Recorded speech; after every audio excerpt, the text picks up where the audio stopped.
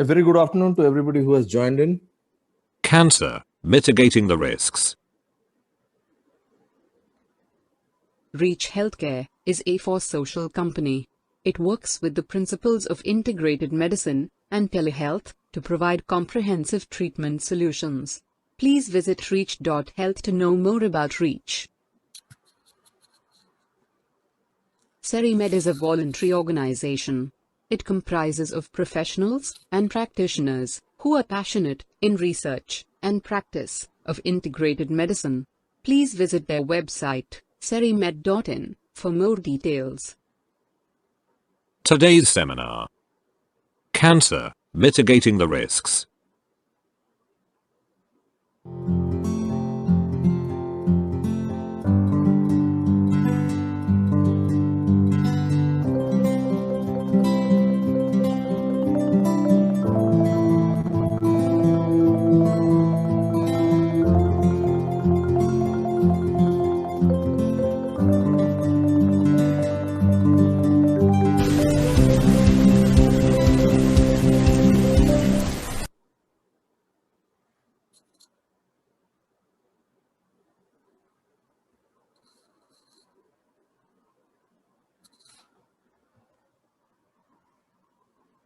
A very good afternoon to everybody who has joined in. My name is Anirban, and I have the pleasure of introducing Dr. Harish Babu, who has joined us. We are at sharp 1 minute past 4, and I have the honor of presenting to you one of the best seminars which we have ever conducted. It's on a very, very serious subject, cancer. And the perspective, going by the spirit of Serimed and Reach, where we practice and where we speak quite a lot about integrated approach to healthcare. Going by that spirit, we are going to take up, and we had requested Dr. Harish Babu to come up and speak to all of us when it comes to Ayurveda and its immensely potent manner in which it addresses cancer as such a serious ailment. So we have a fantastic presentation. I am privileged to see the presentation because I'm going to run it for him. And it is amazing, and it will open your eyes. You will not only be able to help you yourself, but you will be also able to help a lot of your friends and relatives by listening to this particular program today. So without much ado, let me introduce Dr. Harish Babu to you. He's MD Ayurveda. He's an associate professor in Shushrut Ayurvedic Medical College, consultant oncology Ayurvedic department in SVyasa Health Center, Bangalore. He's a PhD scholar undergoing his PhD in adenocarcinoma management of Ayurveda. He has published numerous research articles in international research journals on this particular subject, which is his core. He is also currently a technical member of this council called NCISM, and it is trying to address the modernization or maybe the changes in the curriculum of bachelor's in Ayurvedic medical sciences, and which is working under the government of India's direction. So with this, I will hand it over to Dr. Harish to take today's presentation forward. So over to Dr. Harish. Welcome, Dr. Harish. Namaste everyone. Thank you, Anirban sir, for such a welcome. Sir, can you start? Yes, I will do one thing, sir. I will just give you the remote control so that you can, you can. One second, I'll just do it. One second.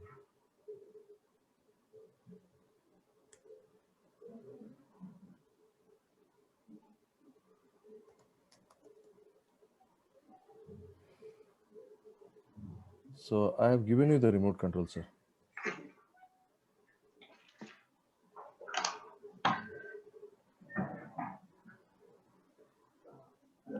Yes, sir. The screen is all yours. Yeah.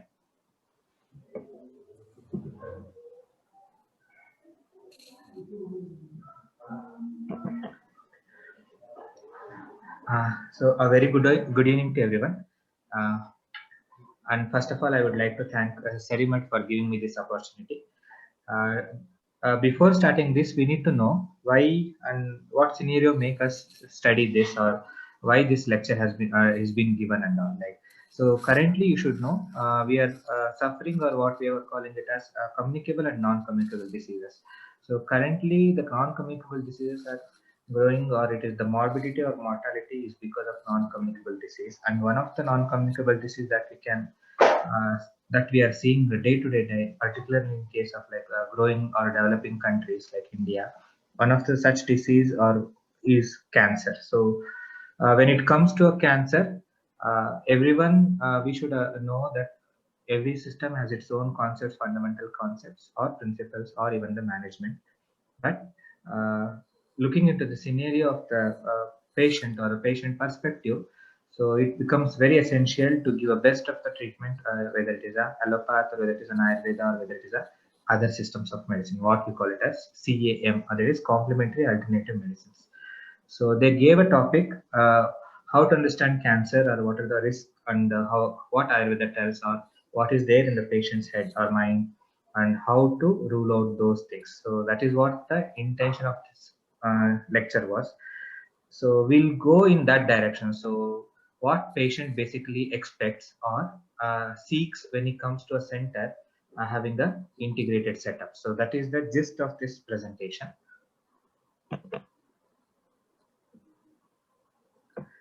Just to sum up what exactly cancer means. Okay, so you know this body is basically in Ayurveda or in Indian system of philosophy and all, we call it as this body is prepared by Panchamahabhuta. So it is a combination of Panchamahabhuta, what we call it as. So each cell has its own components and their specified functions are there. So what cancer means is, uh, when we say normal physiology, a cell is supposed to undergo a division, that is a development, that's what we call division. Then it has to multiply and it has to grow older and perform its function. And when it is aged, it should die. That is how the normal physiology works.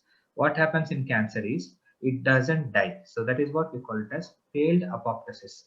So once the cancer does not die, that is, a cell does not die, so it starts to continue its metabolism and its functions, because of which there will be an extra count. That is what we call extra count. Second is uncontrolled cell division. That is, even for a cell, a specific period is there in which it should undergo division. But what happens is when the cell is immature, now it starts to differentiate before it gets matured enough. So it results in immature, that is uncontrolled cell division, which is also a cause, which is also these two, failed apoptosis and uncontrolled cell division, together they make it as a cancer. So what is the prevalence? If you study, sorry, 2015 it is, some mistake is there here, 2015, where the data shows it is 1.1 million are suffering, and more than 1.7 million per year they are going to suffer by 2035. And most of the death during these are, that is, age is 32 to 70. The people who are going to die because of the cancer, they are somewhere between 30 to 70 years of age. And you should everyone should know that 30 to 40 is the main productive years of a person, where he is going to develop his economically and he is going to support his family, and that is the productive years of a person. So that is where the 30 to 50 years becomes a crucial if a person is getting cancer and all. So among that, what are the types of cancer that we are getting? So in India, the most commonly we are getting is an oral carcinoma, which includes oral and lip. Breast carcinoma, most commonly in the females that we are looking into. And in males, stomach and lung cancers are having the highest incidence in India, as per the 2016 report.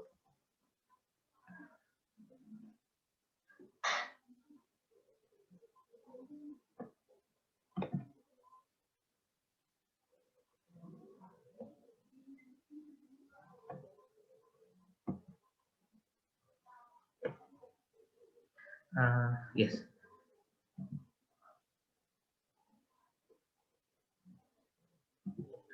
So by looking into the statistics, so what happens is, what type of patients that we expect in our setup, or how the patient approaches. So what happens is, patient who is already diagnosed and seek for second opinion. This is where most of the patient consult any alternate systems or complementary system, what we call. So as soon as they're diagnosed with a cancer, so they'll be given a standard therapy, that is either they'll be given an option of surgery based on the type of cancer, chemotherapy and radiation therapy. But most of the time patient refuses and he is not ready to accept that he has a cancer. So what he does is he will start visiting the alternate therapies, whether they have a cure, whether they have a management other than surgery, chemo, radiation. This type of patient also comes, which we should notice whether they are willing to take surgery or chemo, radiation. Second is patients are diagnosed and then they undergo surgery without any hesitation, and then they come back after that for post follow-up. There are some conditions which are called benign cancers. What they do is they undergo surgery. After that, they will be produced with certain conditions, like it may be anorexia or weight loss or any other symptoms. So they come to Ayurveda or any other alternate system for the management of post-surgery complications. And third is patients are diagnosed. And if they are fit for surgery, they will go, but most of the time they will be unfit. If it is diagnosed somewhere around plus 50, the most of the time they will be unfit for the surgery. So what they will do is they will start with the chemotherapy or radiation therapy. So what happens here is, one is the age factor, second is the drugs that they are receiving, that is chemo or radiation. So they may result in some complications, not as complications, it's adverse effects. So in order to manage those, they don't want to get a treatment for cancer, but they want to withstand the adverse effects or side effects of chemotherapy and radiation. So for that they come. And patients undergoing extensive chemo and radiation, what happens is they will go for 10 cycles, 12 cycles of chemotherapy or even 25 cycles of radiation, and later on they fed up. So what they will do, they furthermore refuse to take either chemo or radiation. So in such conditions they will come, do you have any alternate solutions or alternate options for chemo or radiation? Or one should know the cost of the chemo and radiations are not economical. As the sittings are more and more, so the patient, if he is poor and is not financially capable, they also visit for alternate options for like cancer management. So these are the scenario where once a patient comes to us, we should know why he is coming to us and what is the approach.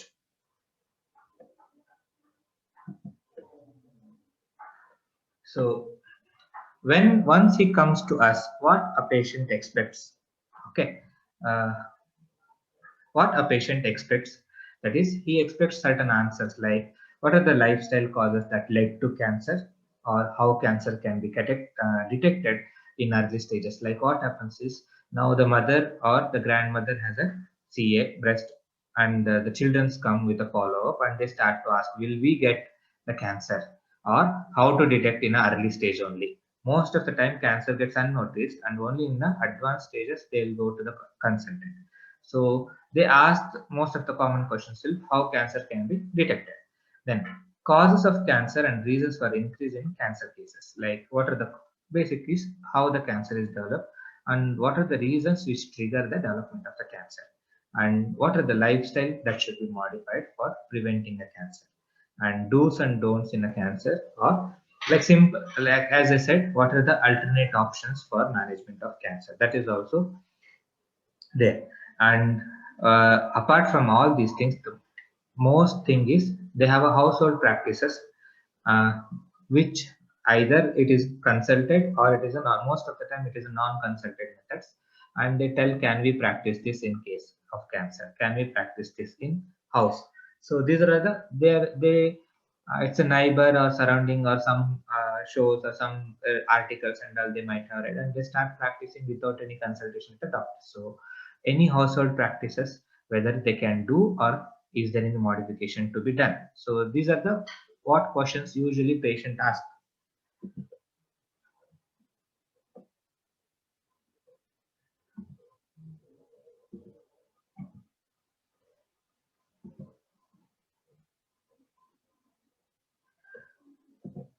So then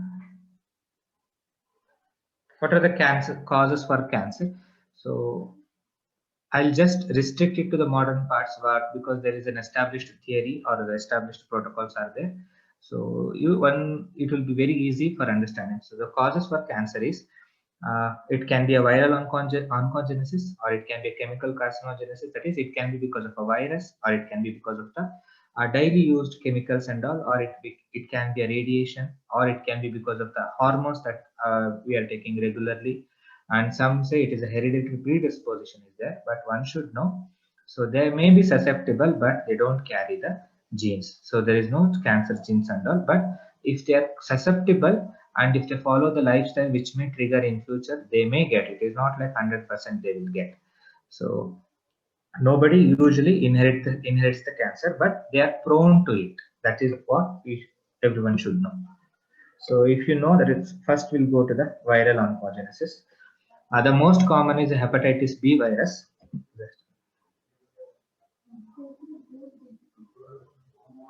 The most common is the hepatitis B virus. So it usually targets the hepatic cells and results in hepatocellular carcinoma. So so patient usually thinks, if I have hepatitis B, will I get any cancer, hepatocellular carcinoma? It is not like this. So we have two types of infection. One is an acute infection, and second is a chronic infection. In acute infections, you will be receiving the antiviral medications, and you'll be followed up, and you'll be monitored. So that is absolutely, you'll be recovering. But what happens is, if you're immune compromised, you may get a repeated infections of hepatitis B, which stays in the body for a longer duration. That may trigger. Usually it is not like once you have got hepatitis B, you will get hepatocellular carcinoma. It's not like that. A repeated hepatitis B infection, if it is staying in the body, it may trigger into a hepatocellular carcinoma. That is what one should know. So if you are immune compromised and someone gets an hepatitis B infection, they should have a very proper and a strict lifestyle modification. Then is human papilloma virus, HPV virus we call it as. The target is a squamous epithelial cells, which we call it as keratinocytes. So this is also like this. If HPV virus, if repeated chronic infections are seen, so they may target the cervix of the cervix, that is cervical carcinoma may happen, or small skin warts which may end up in a carcinoma, or anogenital warts, or anal tumors may be developed, or vulval vagina, that is vulval tumors, private parts, or penile tumors. So usually HPV virus is known for developing a cancer of this.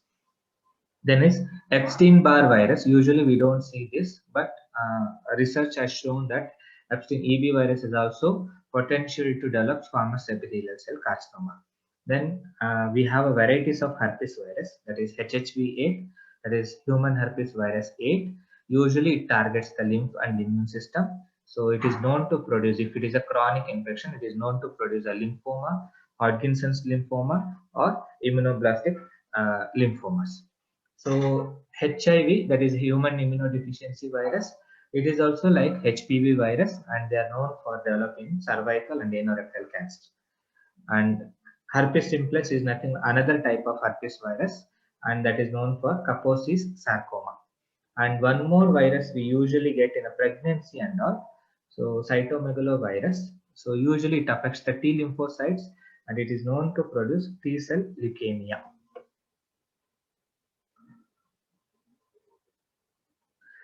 Coming to the chemical carcinogenesis, that is, most of the time, the 2/3 of the cancer origin is because of the chemicals what we are using. It may be a day-to-day household chemicals, it can be an occupational chemicals, or it can be environmental exposure. So most of the time, the chemical carcinogens are responsible for triggering what we call as triggering the cancer cell. So like it can be smoking, or smoking tobacco, or it can be an exposure like in community or workplace, or even a drug abuse. Like dye and textiles, the industry which has dye and textile, they commonly use naphthalamides, which is known for producing a bladder cancer. And chemical factories or rubber workers, where the benzene is a common, even our science laboratories, they use a benzene very commonly. So chemical or rubber factories which use benzene, so they are more susceptible for bone marrow tumors.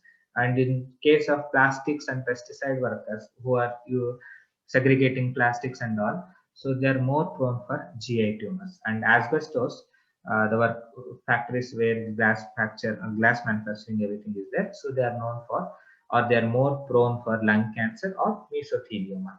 So that in general we can call like 2/3 of the cancers origin because of the continuous or constant exposure of the exposure for these chemicals.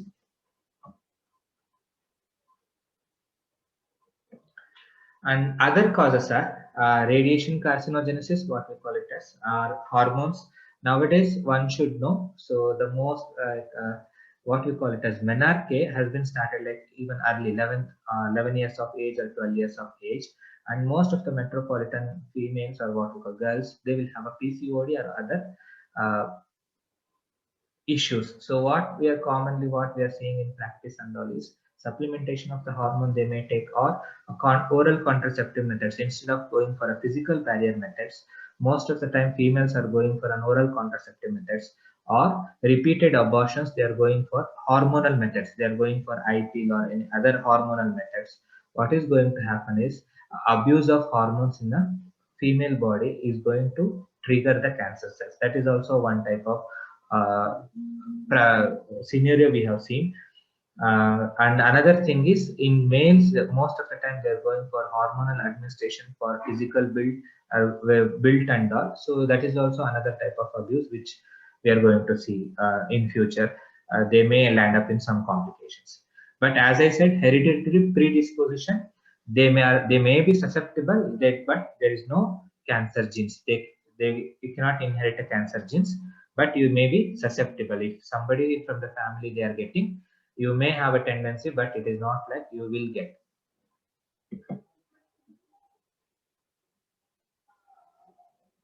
Okay, so the first and foremost question that will be asked by patient or any other not alternate, by any other medicine systems and all, is cancer explained in Ayurveda also? Do you have explanation for cancer, or do you have treatment for cancer? Let it be any type of cancer. The basic question they ask is cancer explained in Ayurveda? Do you have any reference or scientific evidence and all like that? Basically, they ask. So usually, one should know. So it may not be explained as a cancer because that is the modern terminology, but we do have certain diseases and certain combinations, what we call vadhis, which are labeled as Arbuda, and they have explained very beautiful, very systematically, like sustaining proliferative. That is the nature of cancer. That is, they don't die, they keep on increasing. That is what we call it as Chiraruddhi. Chiraruddhi is they don't die, they just grow in size. And signaling, that is what we call it as, they start like immature cells start to trigger the mechanism, and they keep on going for, that is what they resist the apoptosis. So that is what apaki, anything which doesn't digest or which does not end. So that is how the intention of this is that we have a systematic explanation for the cancer. May not be explained as a cancer, but in under the terms of Arbuda or Granthi or Vidradi, all these lakshanas, or what we call signs and symptoms of the cancer, which are explained in the modern, are explained earlier, and they have told how to manage these conditions also.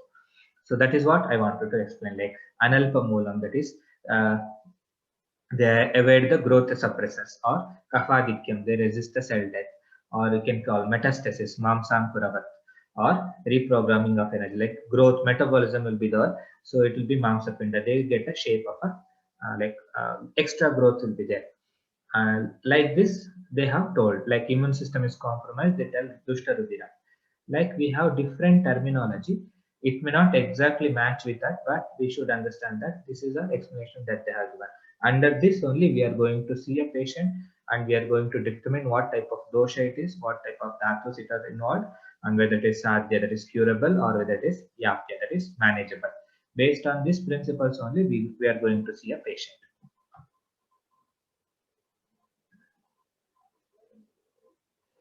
So usually the patient task is how I know that how I should know that I have a cancer, or what are the probable signs for early detection. That is what they ask.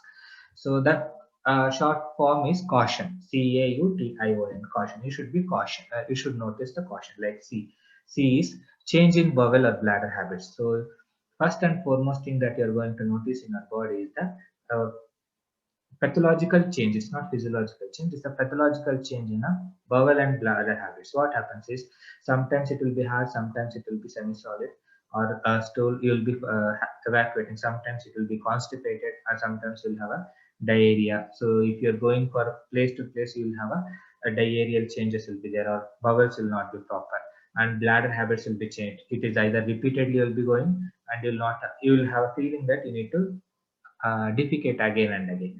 A sore that does not heal, that means uh, one should know we have n number of types of cancer, so you should not expect all these symptoms in single cancer. So it depends on the particular type or the tissue which is involved. According to that, we should observe. In case of gastrointestinal tumor or like any GI system related ulcers are commonly frequently developed. So they don't heal even after giving medications and all. So then you should think of, like in particularly oral carcinoma and other things, you should know they develop repeated sores and all, and it is not going to heal even with the standard empirical treatment. So then you should have a suspicion that it is not the underlying cause should be something else. An unusual bleeding or a discharge which is not going to respond for a standard treatment, that should be kept in mind, or a thickening in the body, any part of the body, or a lump in the breast or elsewhere, either it is painful or painless, should be ruled out for the cancer. And indigestion or difficulty in swallowing, that is should be ruled out, or obvious change in a wart. So initially it will be a wart or a mole, and later on it starts to change in nature. So that should be examined, or a nagging cough or a hoarseness of the voice. So a progressive nagging cough or a hoarseness of the voice should be ruled out for a cancer change. So these are the what we call caution. So a patient should notice, and it depends on the type of the cancer too. So then in Ayurveda also, it's been explained like early signs and symptoms. If a person has, like, just I have given one example. If the person is having any gastrointestinal tumor, so they will be having following symptoms. So it will be very easy, or it will be very helpful if the person notices that and he consults that. So a repeated belching, or a bloated abdomen, or a distension, even for a lighter foods, or a non-satisfaction, that is the moment he sits for the food, like he will have a short meal, that is a less meal, even with small morsels he will be satisfied, and after some times he will be hungry again, and he will try to eat again, little bit only he can eat, and then again after 1 hour or 2 hours he'll get hungry. So a non-satisfaction over the food, or a restlessness, or not able to withstand small activities also, like either he will be restless, or if he performs smaller activity also he is not able to withstand, or he will not able to perform the activities. Then repeated abdominal sounds, or what we call gurgling sounds, or abdominal cramps will be there, and commonly even for a lighter foods and all he will be complaining of indigestion. The food is usually not digested. So if these symptoms are seen repeatedly in spite of a standard management, then one should suspect it as GI tumor related condition, or should be ruled out for that.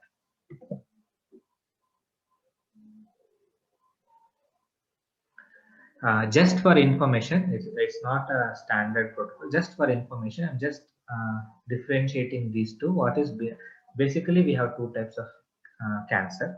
One is a benign, and another is a malignant.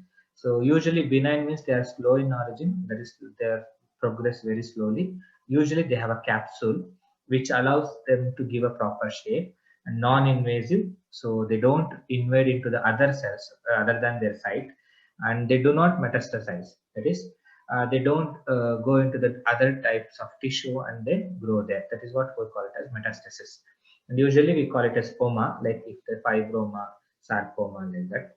And usually malignants are very fast growing and they spread very rapidly. They don't have any capsules and all this, so if they spread easily, they invade and they infiltrate the other tissue. That's why they are called secondary metastasis, and usually they are poorly differentiated. So the benign tumor will have a clear-cut border, or what we call it as clear-cut boundaries, whereas malignant tumors, nowadays we have a technique, but it is usually the pathologically it is poorly differentiated.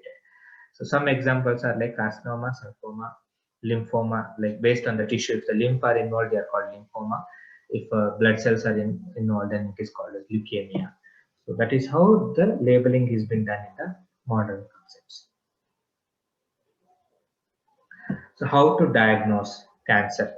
So it completely depends upon the type of the cancer that we are going to, it completely depends upon the type of the cancer that we are going to see.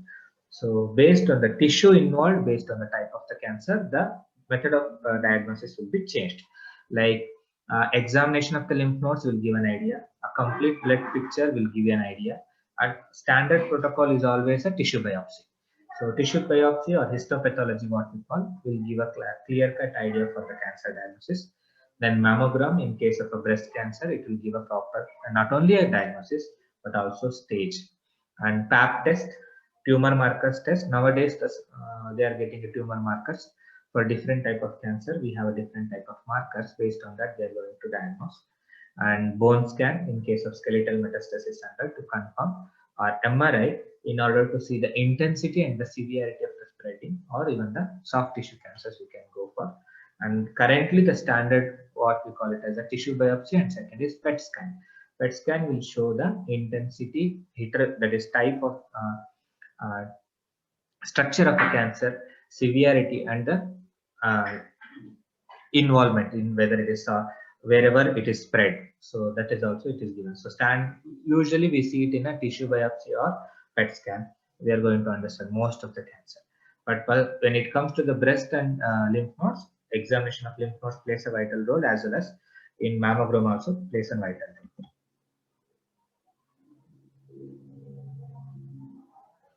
role. Just for a reference, they are called as staging, T1, T2, T3, T4.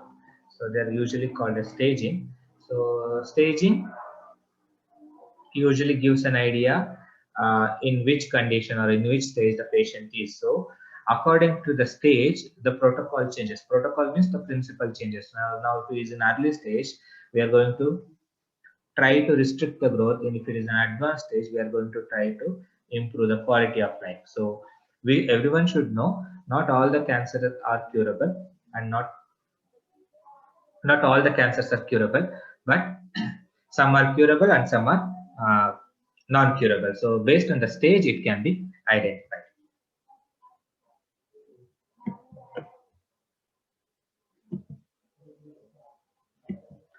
So what are the available treatments here? So the major treatments are,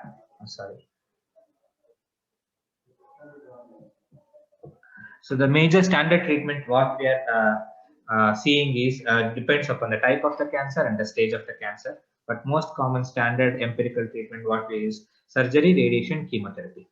So some are surgery, but most of the time it is chemo, radiation.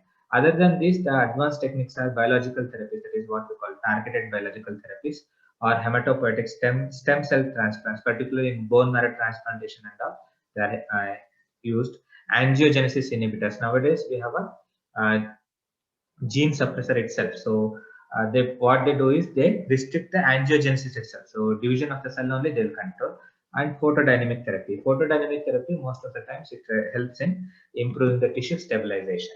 Instead of going for apoptosis, they are going to improve the stabilization. So as a Ayurveda practitioners and all, so what we concentrate is how to integrate the systems, like where to integrate, whether in surgery, whether in radiation, whether in chemotherapy, or in case of biological therapy or bone marrow or stem cell transplant.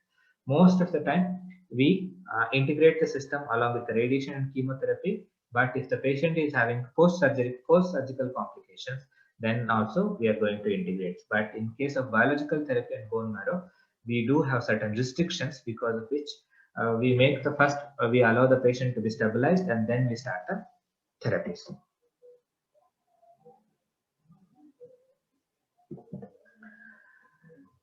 That is what I am telling. So now it is end of the day, the patient is the one who should get a maximum benefit, and he should be devoid of any disease. So what we do is we try to collaborate with the standard treatments.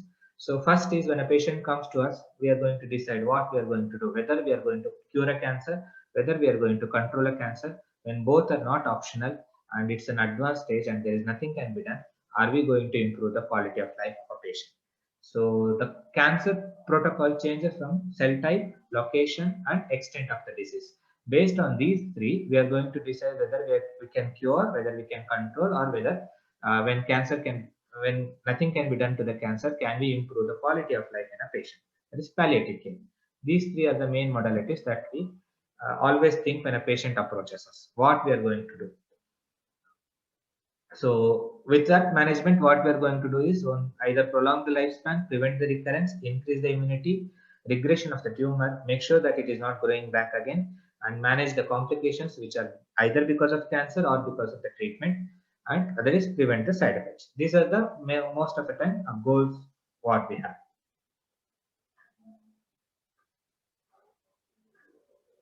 So coming to the Ayurveda, so we have three major areas. One is called Shodhana, second is Shamana, and third is Ojaskara. So Shodhana is when a patient is fit enough. So we go for elimination of dosha. That is what we call it as. Cancer is nothing but a manifestation of, or accumulation of a dosha. We try to remove it out of the body. So through proper cleansing, and we remove. So that is called as Shodhana. Second is Shamana, when we are not able to remove the doshas through the Shodhana, we try to suppress the doshas. So this is what we call it as palliative care. So we use either herbs or herbo-mineral preparations to do the Shamana. And when both can be, when after once it is there, we are going to do Ojaskara. That is, we are going to concentrate, or we are going to give a nutritive therapy, or what we call Rasayana therapy, so that the body can be stronger and healthier. So first we are going to do, like, we are going to see a Shodhana. So we have Pancha Karma, that is what we call it as Pancha Shodhana, Vamana Virechana, and Vamana Virechana Basti Nasya Rakta Mokshana. Not all the procedures will be used for everything, but like some case, like in case of Vamana, we have done some, in case of throat cancer and all, we have done Vamana under proper cautions.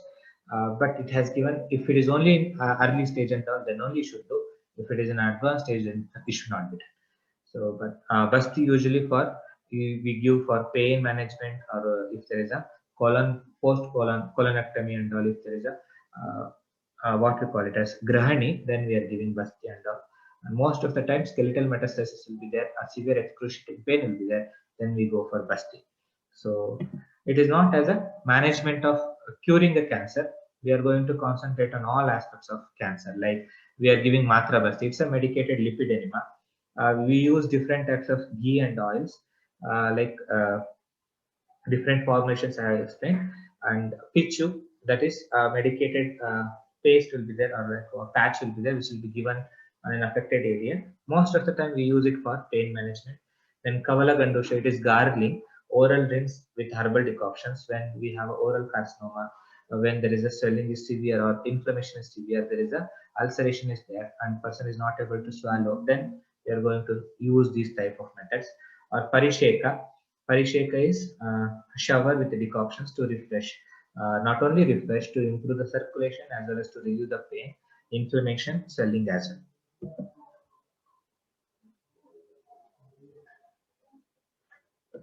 So, Jack, how we give, if it is a skeletal metastasis of say a breast or prostate or osteosarcoma, Matravasti we usually prefer, and it has given excellent results in these type of patient. And Pichus, when there's local skeletal metastasis is there, like a local pain, like low back ache or pectoral or regional pains are there, then we give Sanikavasti or Pichu will be given. If it is usually pain in the head and neck region, or like particularly cancers of head and neck, we usually go for Raktamoshana. But usually leech will be applied. That is, usually we see post radiation or post CT complication. Upanaha is a herbal anointment or a paste. Usually in case of a secondary metastasis or a pain in the flank region or abdomen, we usually associate with the edema, we go for Lepa. Or any abdominal discomfort, belching or constipation, we go for Sadhya Virechana. That is, Virechana will be done. So like this, based on the presentation of a patient, we are going to treat accordingly. Coming to the palliative care, so there are n number of herbal and herbo-mineral formulations are there, which are proven to be effective in certain conditions like cancer and all. I'm just gisting out, like whichever I have got from there is a classical reference, but they are proven also, that I'm listing out, like a Guduchi, Haridra, Amla. They are known to target the Rasan Rakta Dhatu, so they are proven for anti-cancer activities on blood, lymphatic system, Hodgkin's disease, leukemia, lymphoma, multiple myeloma. Like if you take Ashwagandha, it mainly concentrates on Asti Dhatu, not only Asti, but mainly concentrates on Asti Dhatu, and it is studies have been done on a bone tumors, and it is known for suppressing the bone tumors. Pipali and maricha, pepper and black pepper. So they target on GI system and any GI tract related esophageal and stomach cancer. They are very excellent. Bhringraj and amla. So everyone knows amla and so ekrit and clear, that is liver and spleen.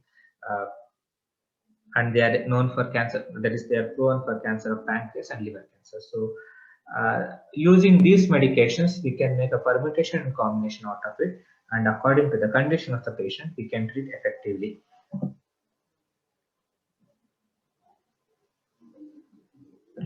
So what we usually do is either we make a we prepare a powder, or we make a decoction, or we make a milk preparation, and we ask the patient to drink so repeatedly, like every 6 hourly gap with you, 4 to 6 hours gap with you, and we ask the patient to consume.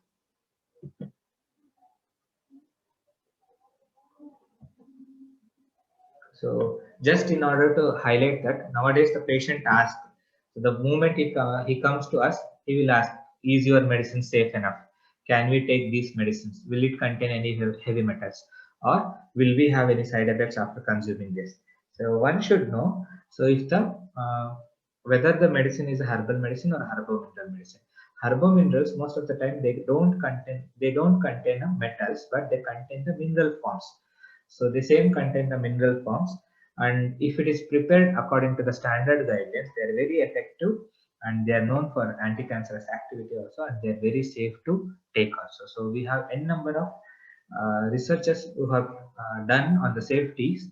So one should know that if it is properly prepared, and if it is indicated in if it is given in a standard guidelines, so no herbo-mineral formulations will give you any side effects.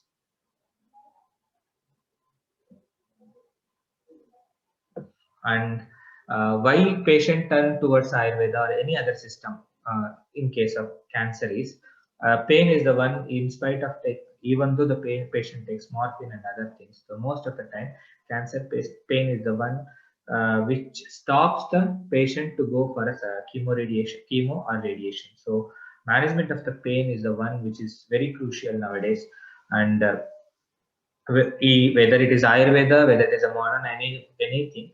So managing the pain itself is a challenging one, and non-pharmacological interventions are very effectively used in case of such, like Alepa, Abhyanga, Thailadhara, and Raktamokshana. They relieve the pain very effectively, and they don't create any dependence. The problem with the pain management is the moment we give any other drugs like morphine, anything, in case of severe pain, so what happens, the dependency will come. Even with a simple tramadol, they will have a dependency they develop, and they start to take more and more tramadol to relieve the pain. Instead of that, we should go for a non-pharmacological interventions, like which are not given orally and all. They're just external, like dhara and all these things. So to relieve the pain, then the patient will be very comfortable. Patient report should always be believed and accepted as primary pain assessment. It is end of the day, it is what the patient tells. So we should take a vast scale 0 to 10, and we should ask the patient, and whatever he tells, that is only the pain assessment criteria. And coming to the nutrition part,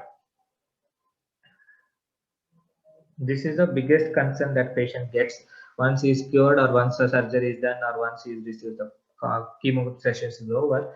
They will ask what type of food I should take, what type of food I should not consume in future, how I should practice and all. So everyone should know that not all the foods are suitable for all the conditions, but when we are prescribing a diet, we will be concentrating on this. So after Shodhana, that is after Panchakarma, what are the diet that should be given, and during the palliative therapy, what are the diet should be given, and during chemo radiation, what are the diet should be given. The intention will be, after Shodhana, the person will be very weak, so you need to regain the energy. That the diet will be completely simple and plain, and to enhance the Agni, or what we call digestive capacity. And during Shamana, given to control the doshas, what we call it as Shaman. During the palliative therapy, we are going to see how doshas can be controlled effectively. And during chemo radiation, most of the time they will have a side effect like a simple ulceration or inflammation of the GI tract. They will have a diarrhea, nausea, vomiting. How to control with the simple formulations that can be understood.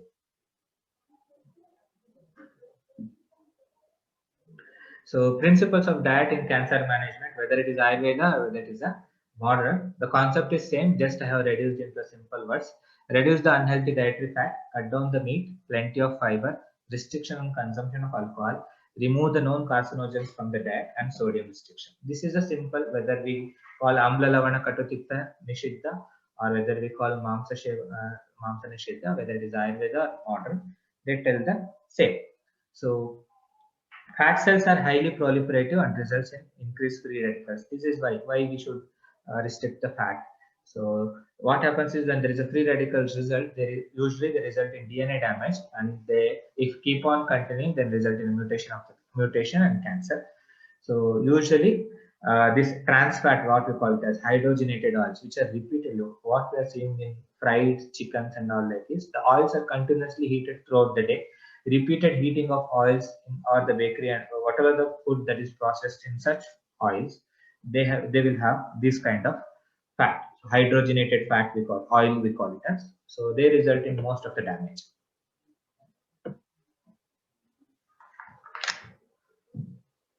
So then diet, there is meat. So high fat meat, like high risk of CVD will be there, cardiovascular disease will be there, or they result in stress over the breast and the colon. They tend to have a colon cancers. White meat or versus red meat, they ask. Usually white meat will be better compared to the red meat. And how to process is baking, boiling, or poaching. So these are the ideal method of consumption of the processing of the meat. So the meat should not be fried or charbroiled, what we call it as grill. So that should not be done. So they are the high risk for releasing the, just a minute, this crank.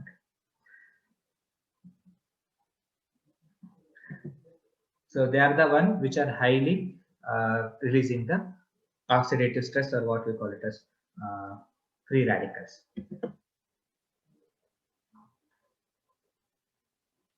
So one should have excessive fiber. So the fiber content results in faster elimination. It is said to reduce the effects of potential carcinogens and hormones. It is still researches are going on, but it is said to reduce the effect. And fiber of a plant sources are very good because they are rich in antioxidant and they neutralize the oxidative stress or damage. So usually vitamin B, C, E, or beta carotene and selenium are advised in form of either natural supplement or in case of encapsulated. And most of the common questions they ask is, we are taking millets and all, can we take, and like, can we take, or is it advisable, should I take or not, like that they'll ask. So it is called kudhanya or siridhanya in other terms. So there Ayurveda also explains about that, but you should know when you are taking. So we have Santarpanajanya and Apatarpanajanya concept, Ama and Nirama concept. So only they fit under when it is person is having Amajanya Vyadhi. If the person is lean and he doesn't have any nutrition and all, he requires maximum nutrition, then this usually we avoid Siridhanya and all, we go for nutritious food. Siridhanya usually they reduces the metabolism, increases the fastens the elimination, and they remove the toxins. But whereas in case of nutritious, we need like weight gain, weight loss is there, we need a weight gain and all, we go for moong dal and all other things. So we don't go for siridhanyas. So restriction of alcohol, everyone knows they have a high risk towards the liver, breast, and rectum. So combination of alcohol and smoking doubles the tendency of carcinogenesis. Usually what happens is alcohol releases the acetaldehyde, which causes the DNA damage. So repeated DNA damage results in DNA mutation and then cancer.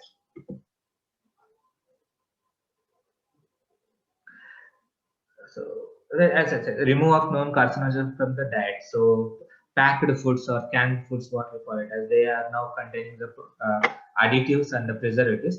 But a standard guideline has been given for the norms, which should be under the limits. One should be cautious while consuming that. That's all. And consumption of excessive sodium, that is what it is restricted, not a regular sodium, but consumption of excessive sodium in any forms is usually restricted. And coming to the radiation, so if a person is immune compromised, in case of like in places of like India and all, if the person is immune compromised, then only usually they may have a dermatitis or atopic dermatitis, and all. If constantly is getting atopic dermatitis or any other damage, then he may get a it may turn into a cancer, but usually it is very less.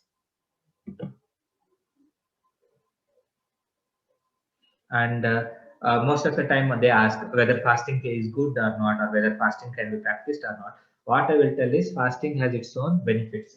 Even the studies have been done and it's proved fasting has a very good benefit. But you should know one, when you are doing practice. So when you are going to fast, so we call it as ama, when there is an excessive ama, or when the person is agnimanjit, that's poor digestive capacity is there, or when there is an obstruction.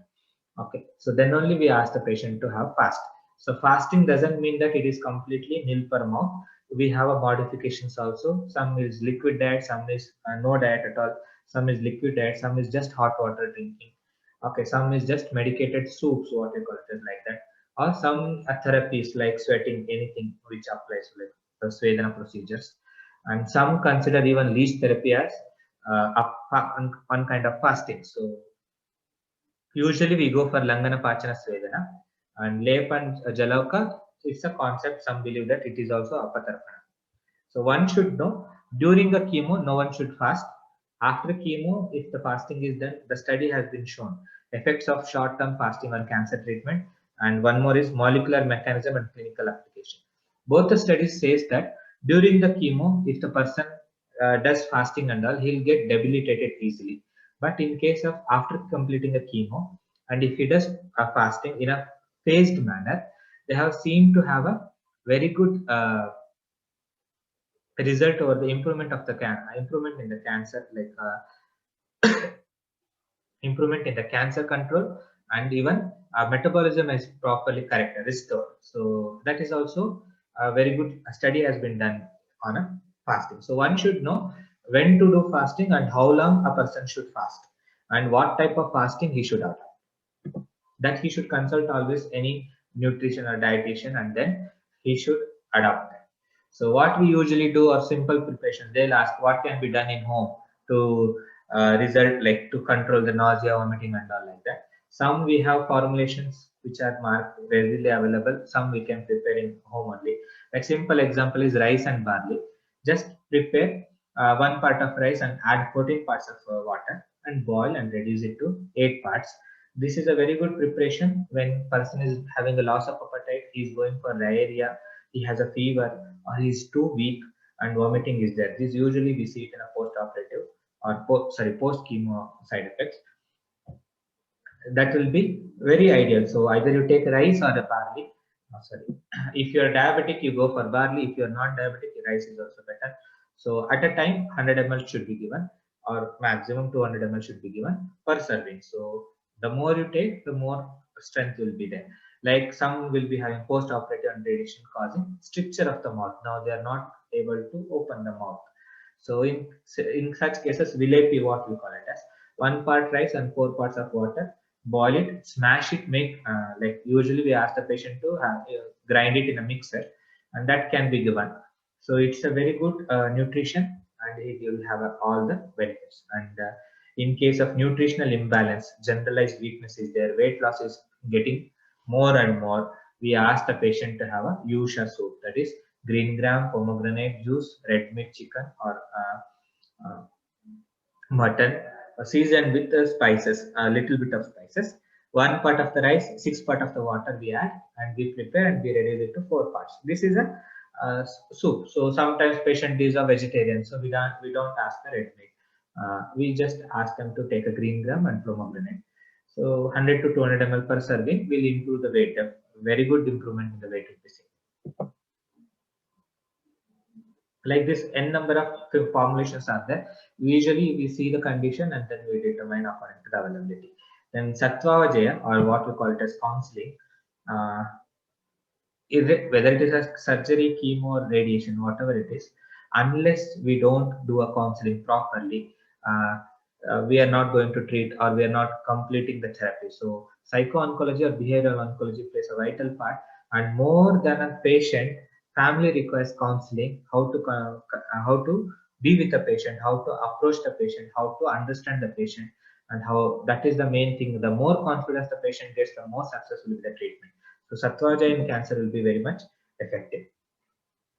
So yoga in cancer, in approach, in order to have a proper counseling, we ask the patient to follow the yoga. Most of the time it is pranayama and PET, we call it as pranic energizing technique. So these two will give have given a wonderful results in cancer. This is just for information. There are n number of studies have been done in alternate therapies, like it can be a music therapy or it can be Ayurveda, effect of Ayurveda in cancer, or effect of yoga in cancer, effect like n number of studies have been done and they're published also. So you will have n number of, like, if you have any doubt regarding safety and efficacy or whether they work or not. So we have very good setup and we have so many cases also. So which shows that if it is implemented properly, integrated and implemented properly, we can have an excellent results. So I thank Serimed for giving this opportunity for me, and I hope something I have told about integration and the basic concepts of Ayurveda. I have not touched entire Ayurveda, but I have just touched how to see a patient. What is mainly when we are doing an integrated setup, how we approach or what are the thoughts. That is what I wanted to convey. And just to go for an immune booster and integrated approach. So as we know, in homeopathy, we do have a standard arsenic album and all they give generally for immunotherapy. That is what we call rasayana and all. But when you come to Ayurveda, they ask, in home, what can be done? So we can go for good. If the person is usually diabetic and all, we cannot go for preparations which contain sugar. So what we advise them to go for guduchi or amla, haridra gargling, tulsi for drinking, the tulsi water, and ashwagandha root powder. But in case of formulation non-diabetic, we ask them to go for Chavanprasha, Drakshavaleha, Indu Kantagruta, Arvindasava, Balachakrubadda, Haridra Khanda. These are the what we see regularly practice immune boosters. So that is what we see in order to improve the immunity. Thank you, Dr. Harish. Thank you. I think that was quite detailed presentation, and I think the subject is so vast that it is difficult. We gave you a target of 1 hour, and we know that it is very tough to cover the entire subject in 1 hour. But however, you try to do the full justice by giving a glimpse of the various methods, practices in Ayurveda, which is equally effective, if not more, as compared to what it exists in modern medicine. And of course, as you spoke about the integrated approach, I think it's a fantastic way in which people can leverage the strengths of both the systems of medicine, the modern medicine as well as Ayurveda, in addressing such a, I would say, challenging ailment like cancer. So we came to know through your presentation that there are multiple options in Ayurveda which can not only treat, but and as you said that there's some of them are untreatable. So making the quality of life better. And then of course you spoke about alleviating certain pain and the effects of cancer, which is quite unbearable, where Ayurveda plays a very vital role. So I am now requesting Naresh to come forward and probably take the questions. In the meanwhile, I'll just unshare the screen and I will.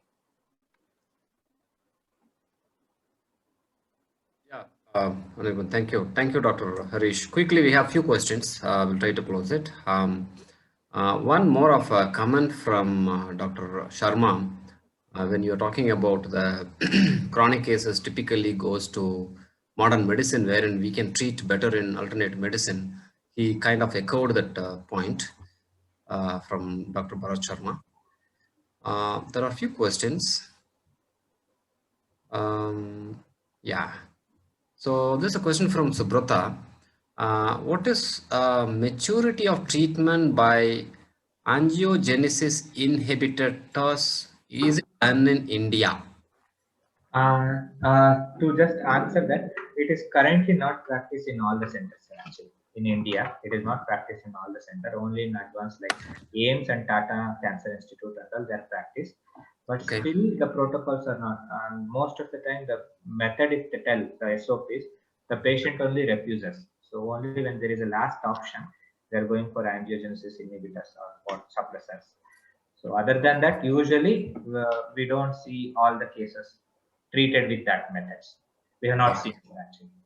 Okay. Another question is from Jayashree. Will application of ghee prevent sun damage, or will it act as a sunscreen? I would say, but it definitely helps, but it is not considering the cosmetic appearance and other things. I will say we should go for other alternate options, which may have a ghee base, but if they are applying and keeping in sun or something, that is okay. But there is no as such studies are done. Okay. There is a question from one of the participant. So, which screening test is preferred for 60 years smoking addicted person, a male, and which ashwagandha is genuine, as I found so many are not the genuine one in the market? There are two questions. Which screening test for someone who smokes for such a long period of time is better to do now? Second part is which ashwagandha you recommend which is genuine? Sir, regarding the first question, I would like to tell like we have some tests which are not performed regularly. Like one of the tests is a nicotine marker, what we call the tobacco or the smoking contains the major carcinogen is a nicotine. We have a nicotine marker which can be simple blood can be taken and nicotine levels can be seen. But this is not a usual routine test which is not available in all the labs. But this is a standard method if they want to see if he is a severe chronic smoker or dependent, then this test can be adopted. But coming to the second question, which brand or which company, I would like to tell, I will not recommend this company or that company, but I will tell anything which is freshly collected and which is made of powder of a recent one, then I will tell whichever is the brand, we can go ahead. Long stand like kept or any stored medicine, which usually I don't. Okay. You prefer them to have a look at the manufacturing date. Manufacturing One and picked up. yeah, there is no as such like brand and all. Some have different methods of powdering, so the texture may differ. That's all. Okay. Next question from Nagaraj Rao sir. Can you kindly explain more on yoga approach in cancer control? Sir, whether it is Ayurveda or yoga, what we see most of the time is what is causing the cell damage. That is nothing but a oxidative stress. This oxidative stress can be because of physical use of any drugs or anything or any cause, or it can be a mental stress. End of the day, they are going to result in oxidative stress, and that oxidative stress is going to trigger the cancer. Okay. So what Ayurveda or yoga mainly does is it has a certain relaxation techniques, whether it is at the body level or at the mind level. So they have proven for releasing or what we call reducing the oxidative stress. The only thing that triggers a cell is the oxidative stress in order to develop into cancer. So the more you are going to reduce the oxidative stress, you are going to relieve the complaints. So any practice which are going to relax a patient, reduce his stress. One of the factors for cancer or spreading of the cancer is also stress, which usually nobody accept that he is stressed. So that stress management, the stress relaxation and all, that is the main thing which yoga very much offers. And we have seen excellent even for pain management also. With just simple techniques of breathing, we have seen management, the reduction in the pain, the quality of life will be improved, like sleep gets better, his bowel cycle will be clear, everything will be clear. So the concept is reduce the oxidative stress by breathing practice and everything. And slow breathing will have a slow metabolism. It helps in eliminating the elimination will be faster. The thing is metabolism and everything will be corrected in that. Got it, Doctor. So, I mean, I request the audience to stay for a few more minutes. We do can talk a little bit about, there is the one program in under SteriMed, we do that IWSP, which covers yoga, pranayama. We'll talk about that as well. Anirban will be, talking about that at the end of the session. Please hold on for a few minutes. What kind of precautions we should take if a family member has suffered cancer? I think you covered bits and pieces already on this. But I would like to tell, so if anybody is having cancer, you should not have any stigma like you may get and all. That stigma should not be there. Even that different this type of precaution should be depend on the type of the cancer he has, and based on that he should have precaution. Like a simple precautions will be a lifestyle modification. Other than that, as I said, if somebody has a cancer in their home, it does not mean that you will also get. Okay. So the most of the time they get because they are following the same lifestyle, they are having the same food, same lifestyle. That's why they may trigger, but it is not like that you are getting. So a healthy lifestyle, I will tell, will not only cancer, will remove almost all type of diseases. Not only cancer, everything will be cleared if you are following the lifestyle, avoiding the junk food, everything, and having a proper diet. Right. So the next question is from Arunima. How stress and cancer related? Madam, what happens is if too much of stress, or what we call it as psychological stress or something, they are known to increase the oxidative stress. That is what we call it as free radical scavenging theory, what we call it as. So the more oxidative stress, simple stress, what happens if it keeps on going and all, they are going to result in oxidative stress, which releases the free radicals. Now the free radicals go to the tissue, they damage the cells, like by DNA damage will be done, and then result in cancer modification. So you can see, if you refer all this stress till end of the day, they result in increased free radicals in the body. So all the relaxation techniques are known to reduce the free radicals in the body. Stress does not mean it is only a mental stress. It can be a physical stress, or it can be both.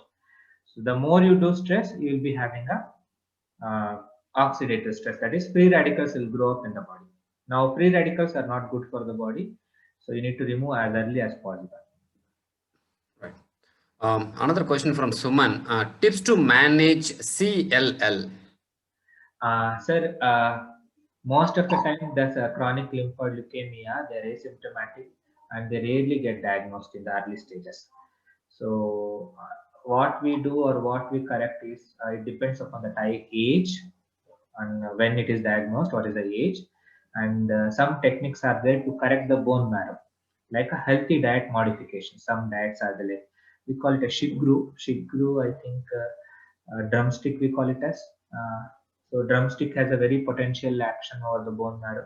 Anything which influences the hemopoietic system, that is blood system, like it can be a black pepper, it can be a drumstick, or it can be a simple radish. They have very effective on correcting all these things. So which we consume daily, that should be targeted. If you ask me how to manage CLL, most of the time it is asymptomatic. So I won't even give a medicine only if it is a CLL. So I'll see the conditions, what he is suffering. Like if it is a weight loss, I'm not going to treat CLL now. I'm just going to give a nutritive product which is going to increase the weight. If he's immune compromised, I just give a immune booster. I usually the CLL we treat like this, sir. Okay. Another question from Deepa Kulkarni, but I'm not able to understand the question, but still I read out. Is there a targeted approach type of treatment in any specific type of treatment? I think means what the madam is asking is there any different like standard protocol for particular cancer? Is there any treatment like this? Is there? Okay. I would like to tell the procedures are same, only the selection of the medicine will differ. What we are selecting will depend, will be usually based on the type of cancer and the site of cancer. Like if we have a gastrointestinal cancer, we have some other preparations. If it is a bone marrow cancer, then we don't use the same preparation, we use the other preparations. Like now we go for arsenic compounds if it is a bone preparations. But if it is simple GI, then we don't go for arsenic preparations. Like the formulations will change according to the type of the cancer, but the procedures are same. like Panchakarma, what we tell, like diet, what we tell. It is same. The ingredients, yes, they do change. Okay. So the next question is from Vishnu. What are simple mechanism that can be followed every day to reduce stress? I don't know if it is Ayurvedic question or yoga related, but you want to take it, Doctor? Yes, sir. I would suggest a simple diet, that is a light diet throughout the day, which does not affect your digestion, and pranayama. These two are the success for this reducing the stress. A light diet and a pranayama will help you better. Okay. Okay. Next question is from Dr. Adyan. I'm treating cancer for last 12 years and find that there is a perfect cure with modulators, nutrients, and antioxidant along with alkaline diet. There are much more to add as per cases worked in GB, Even before blood cancer. Sir. and various. You want to comment on this, doctor? Yes, sir. What sir is telling is he is working based on alkaline diet. Yes, we have seen very good result when we are adopting alkaline diet. So what we do instead of going for this, we go for Gomutra. Like it's a Gomutra Arka we call. It's a distillated Gomutra, which is nothing but a concentrated but alkaline media. So most of the time when we adopt a patient, like admit the patient and all, we give medicines based on the alkaline media only, like any haritaki or etc. We mix it with Gomutra, which is the alkaline media, and we give it to the body patient. So what sir is working on, that is the alkaline diet. Sir is telling his experience actually. And yes, what is sir is telling, we are also seeing in clinical practice. When we are adopting an alkaline diet, we are seeing very good results compared to the non-alkaline diet patients. I think the next question from Deepa, I think you just answered. How Gomutra and Panchakavya act? The Gomaya we don't use that. Gomaya is nothing but cow dung actually, but we don't use it directly. We are not using that in preparations.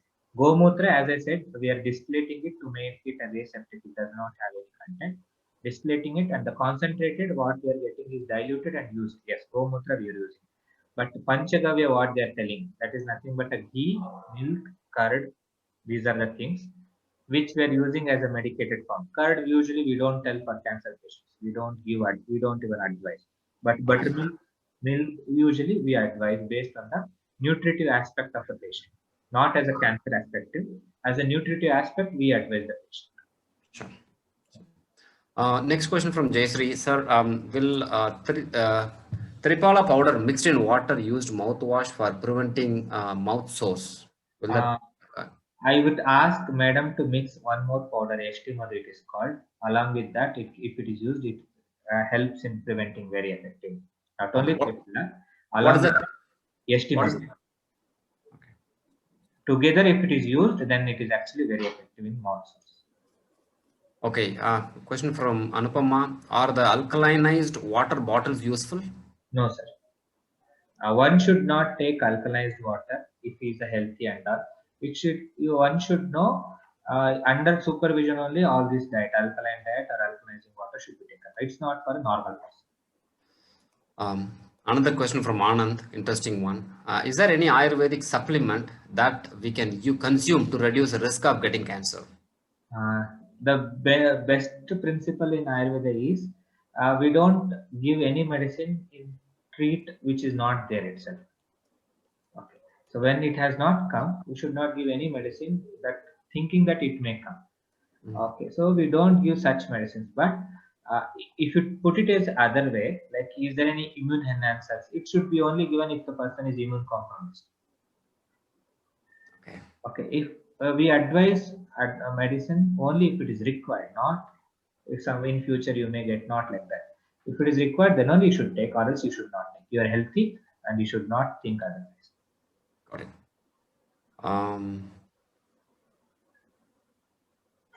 One question is there, sir, madams. Please go ahead. Would you recommend milk? I would recommend milk, madam, but nowadays what we are getting is a pasteurized packed milk, which I will not recommend. and if you're sure you are getting an milk from a direct vendor, and all, definitely I will advise. We have our own Goshala. We have Indian Okay. Gift here, and we have seen very good results here. If it is a pasteurized and a packed milk, even I won't recommend. Yeah. So another question from Nalini. Can you please talk about benefits of Ashwamedha? Ashwamedha, it is also called as Ashwagandha. I believe it is Ashwagandha, madam is asking. Okay. Ashwagandha, what we call it is, I don't know how they will understand. It is called Sadhyo Tarpaka or Sadhyo Jivaka. It is called like that. Means it is instantly it releases or it nourishes the body. So it can be given in n number of forms. It can be given in either churna, that is powder form, or you just boil with the milk and give as a Horlicks, or it can be fried with the ghee and it can be taken as a halwa, or it can be simple, what we call as capsules are also available, or like halwa preparations are there. So the main thing what or why we give is anything which is above, that is bone and other, like we have a gradings of the tissues. Rasa, Rakta, Mamsa, Meda, Asti, Shukra. So Asti and Shukra, Majja, Shukra. That is bone marrow, and the sperm, that is what we call semen. Any disease which is related with these three, we prefer the Ashwagandha.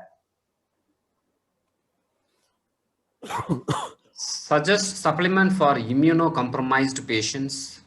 Sir, as I said, Chavanprash, Haridra Khand, and Balachitra Bhadrarasa or Arvind Dasava.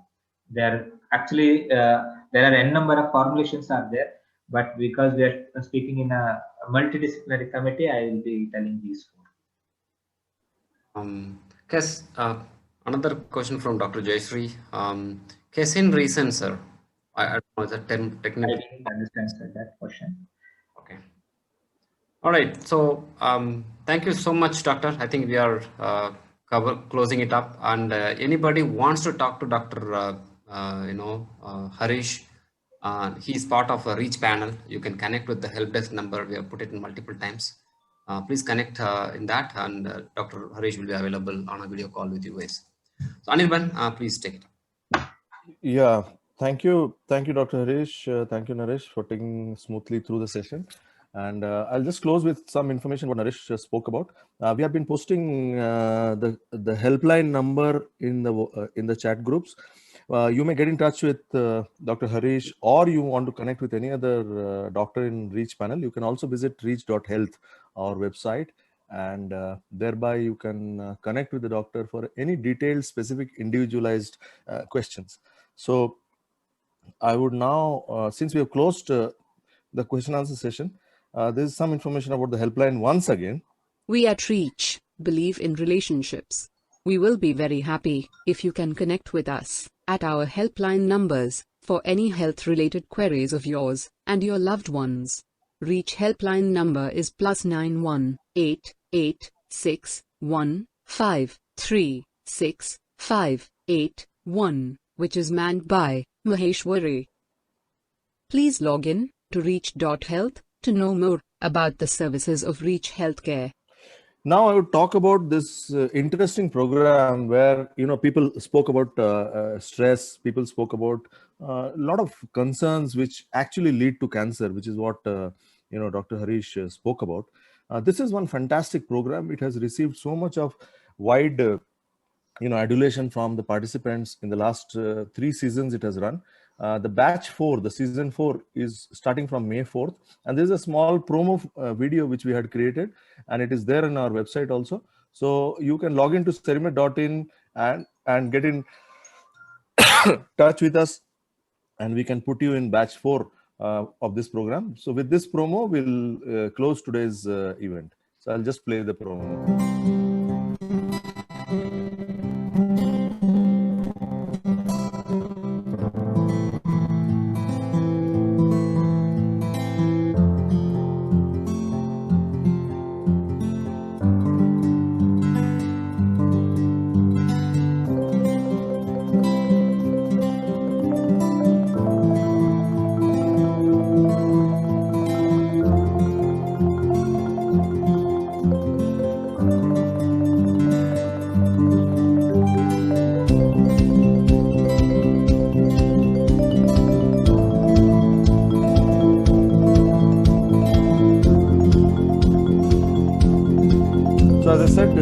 The batch 4 or the session 4, season 4 starts on May 4th, 4th of May. So you may log into cerimed.in and you can, apply for getting a slot in IWSP, Integrated Wellness Science and Practice.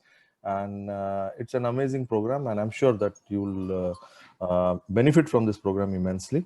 So with this, again, the closing slide from our side, and let's look forward to further sessions from Cerimed and Reach on very important healthcare subjects. And thank you again, Dr. Harish. Thank you, Naresh. Thank you, Dr. Subrato, and the entire team of Reach and Cerimed for making this program. And thank you all the participants for being such a lovely audience. Thank you very much, and look forward to the next session of Cerimed Talks. Thank you very much. Thank you, sir. Thank you.